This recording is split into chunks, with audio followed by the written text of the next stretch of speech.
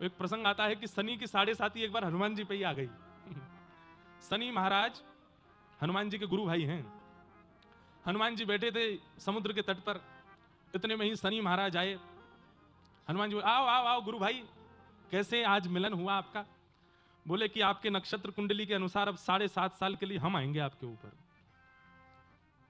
हनुमान जी बोले, बढ़िया है, अकेले मन भी नहीं लग रहा था, तुम और आ गए, चलो आ जाओ, संग ही रहेंगे दोनों। बोले कहां आऊं? बोले देखो हृदय में तो सिया राम जी बसे हैं, शीश के ऊपर ठाकुर जी के चरणारविंद बसे हैं, और अंग में तुमको रखने की आवश्यकता नहीं। भाई तुम गुरु भाई हो, ऐसे थोड़ी। बोले कहां? बोले पूछ पे बैठ जाओ, हमारी पूछ खाली है, वहीं आसन लगा के बैठो।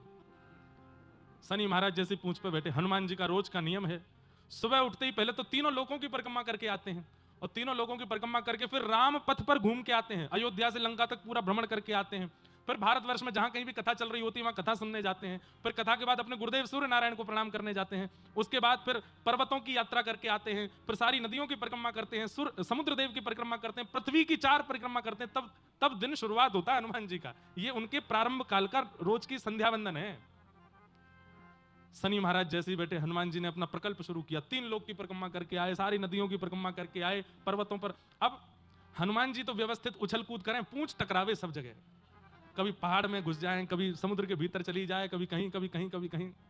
संध्या पूर्ण करके हनुमान जी जैसे सरजू जी के तट पर आकर के बोले, अब संध्या पूर्ण हुई, अब दिन की शुरुआत होगी। इतने में क्या देखा, शनि महाराज लुढ़क पुढ़क होकर गिर पड़े। बोले सुनो, अकेले ही रहो, मुझे नहीं रहना संग में। नहीं नहीं आ जाओ, अभी तो संध्या हुई है, अभी तो राजभोग होगा, ब्यारू होगा, कलेऊ होगा।